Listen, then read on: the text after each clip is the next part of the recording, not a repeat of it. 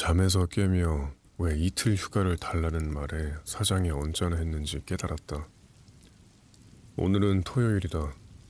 그땐 깜빡했는데 일어나며 비로소 상황 파악이 됐다. 사장 눈엔 주말까지도 하면 내가 나흘 쉬는 걸로 보였을 테고 그게 못마땅했겠지. 뻔하다. 그렇긴 한데 일단 엄마 장례를 오늘이 아닌 어제 치른 게 내 잘못은 아니었다. 게다가 어차피 주말은 쉬는 날이고 어쨌거나 사정이 왜 언짢았는지는 대충 이해가 됐다.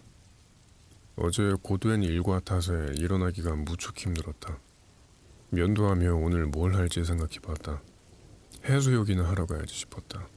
트램을 타고 항구에 가서 해수욕장으로 향했다. 바닷물에 몸을 담갔다. 젊은 사람들이 많았다. 물 속에서 마리 카르도나와 마주쳤다. 전에 같이 일했던 타이피스트였다. 당시 그녀랑 잘해보고 싶은 마음이 있었다. 마리도 나를 좋게 봤던 것 같고. 하지만 마리가 회사를 그만두는 바람에 별 진척이 없었다. 마리가 튜브 위로 올라가려 하길래 도와줬다. 그 와중에 마리 가슴을 스쳤다. 나는 아직 물속에 있었다. 마리는 튜브 위에서 편하게 누운 상태였다. 마리가 몸을 틀어 나를 바라봤다. 머릿결이 그녀 눈을 살짝 가렸다. 마리는 가볍게 웃었다. 나는 튜브 위로 올라가 마리 옆으로 갔다. 분위기가 좋았다. 장난삼아 머리를 뒤로 젖혀 마리 배 위에 올려놓았다. 별 말이 없길래 그대로 있었다. 눈앞엔 금빛 감도는 푸른 하늘이 한가득 펼쳐졌다. 마리 배가 부드럽게 요동쳤다. 목덜미 아래서 느껴졌다. 튜브 위에 오래 머물렀다. 반쯤 잠든 채. 햇볕이 너무 따가웠다. 마리는 물로 들어갔고 나도 따라갔다. 마리 곁으로 갔다. 손으로 마리 허리를 감쌌고 같이 헤엄쳤다. 마리는 계속 웃었다. 부두에서 몸을 말리던 중 마리가 말했다. 제가 메르소 씨보다 탔네요. 마리에게 저녁에 같이 영화나 보러 가지 않겠느냐고 물어봤다. 마리는 웃으며 페르낭델이 나오는 영화를 보고 싶다고 했다. 우리는 도로 옷을 입었다. 내가 검정 넥타이를 한 걸 보고 마리가 놀랐다. 혹시 상중이냐고 물었다.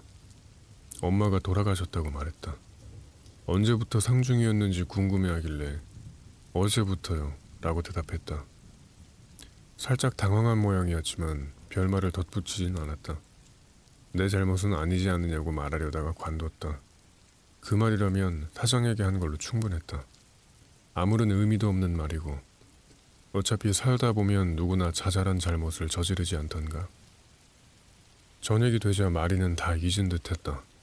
몇 군데 웃긴 영화였지만 솔직히 너무 유치했다. 우리 다리가 서로 맞닿았다. 나는 마리의 가슴을 어루만졌다. 영화가 끝날 즈음 마리에게 키스했지만 서투르게 해버렸다. 극장을 나서며 같이 내 집으로 왔다. 일어나 보니 마리는 가고 없었다. 이모네 집에 가야 한다고 말해놓은 터였다. 일요일이어서 그런지 괜히 지루했다. 일요일이 싫다. 그래서 도로 침대에 누웠다. 마리의 머릿결이 남기고 간 소금 내음을 찾아 베개에 파묻혀 10시까지 잤다. 그러고는 누운 채 정오까지 담배 몇 개비를 피웠다. 평소엔 셀레스트네 식당에 가서 점심을 먹었지만 그러고 싶지 않았다. 분명 다들 이것저것 물을 테니까. 그게 싫다. 달걀을 익혀 먹었는데 그냥 프라이팬에다 빵도 없이 바로 먹었다. 빵이 다 떨어졌는데 사러 가기 싫어서. 점심을 먹고 나니 조금 지루해져서 집을 휘젓고 다녔다.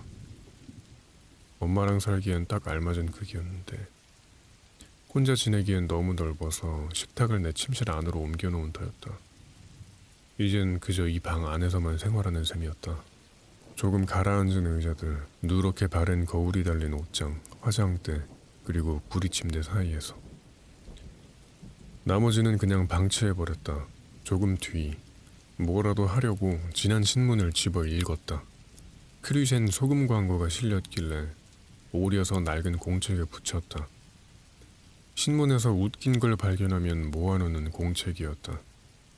손을 씻고 나서 마침내 발코니 쪽으로 갔다. 방은 변두리 대로 쪽으로 나 있다. 화사한 오후였다. 그런데도 거리는 미끌미끌했고 인적도 드물었다. 그나마 밖에 나왔던 사람들은 급해 보였다. 우선 산책 나온 가족이 있었다. 세일러복 차림에 무릎까지 내려오는 반바지를 입은 소년 둘.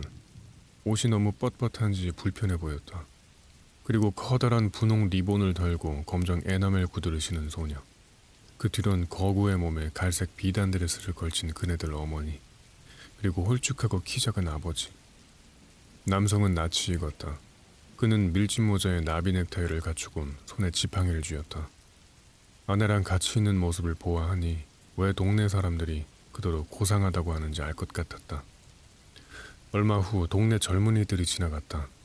기름 바른 머리에 빨간 넥타이, 장식용 손수건이 달린 쫙 붙는 재킷에 각진 구두. 시내 극장이라도 가는 모양이네. 그래서 다들 웃고 떠들며 이렇게 일찍부터 서둘러 트램으로 내달리겠지. 젊은이들이 가고 나자 길은 점차 한산해졌다. 여기저기서 공연이 시작된 모양이다. 길거리엔 장사치들과 고양이들 뿐이었다.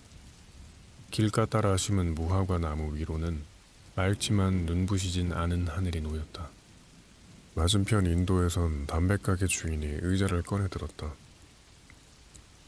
문 앞에 내려놓더니 양팔을 등받이에 기대곤 거꾸로 걸터 앉았다.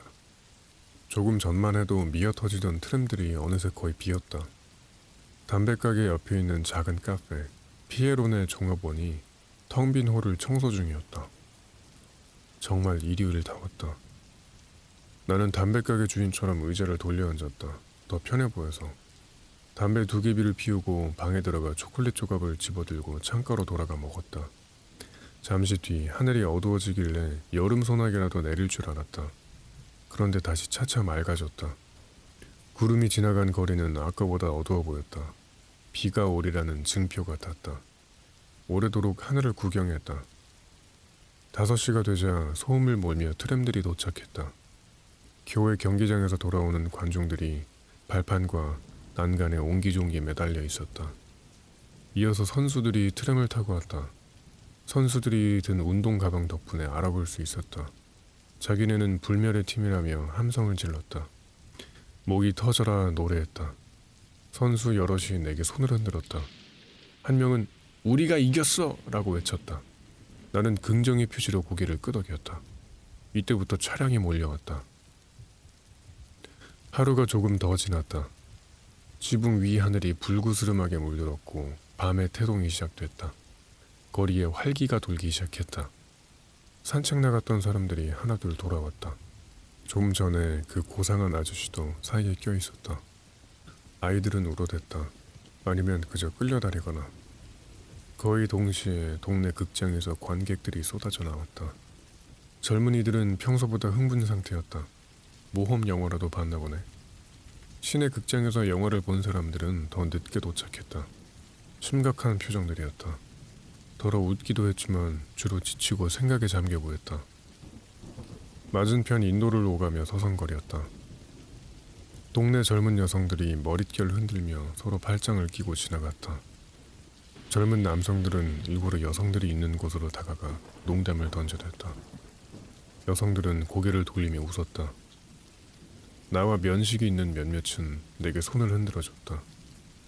순간 가로등에 불이 들어왔다. 밤하늘에 박히기 시작한 첫 별들이 희미해졌다. 인파와 불빛으로 가득한 인도를 보고 있자니 눈이 지쳤다. 젖은 거리는 가로등 불빛을 머금어 반짝거렸다. 일정한 간격으로 지나가는 트램 전등은 빛나는 머릿결을 비췄다. 미소와 은팔찌도. 시간이 지나자 트램은 뜸해졌고 밤은 나무와 가로등 위로 어둠을 몰고 왔다. 거리를 채우던 인파는 순식간에 사라졌다. 마침내 고양이가 텅 빈 거리를 어슬렁거리기 시작했다. 저녁이나 먹어야겠다고 생각했다. 의자 등받이에 턱을 괴고 오랫동안 앉아있더니 목이 조금 뻐근했다. 내려가서 빵과 파스타를 좀 사왔다. 저녁거리를 만들어 그냥 서서 먹었다. 창가에서 담배를 피우려고 했는데 밤 공기에 조금 추웠다. 창문을 닫고 돌아오며 거울을 통해 알코올 램프와 빵 조각이 놓인 식탁 모퉁이를 봤다. 참 길게 늘어진 일요일 하루였구나. 이제 엄마 장례도 끝났고 다시 일하러 가야 한다. 달라진 게 아무것도 없는 셈이네.